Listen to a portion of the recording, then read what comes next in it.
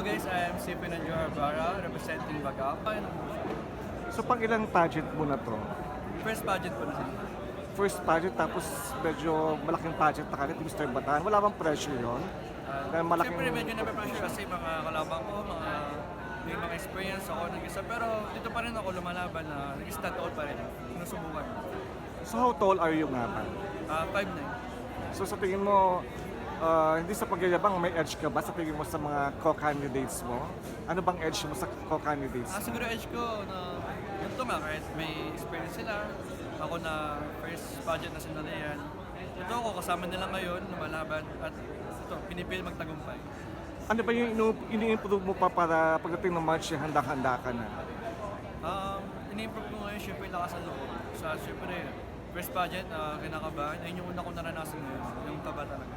Kasi first pageant nga naman. At ayun nga, ini-improve ko rin ngayon yung pag-stand out ko, modeling, all about. So do you want to promote your social media? Go ahead kung gusto mo i-promote yung social media mo. So guys, follow me on Facebook account, Stephen Joe Barra, and also follow the page of Mr. Batay. So how young are you? 19. 19? Yeah. So are you still in school or graduate? Yes. Good luck sa Grand Finals. And thank you for this interview. Thank you.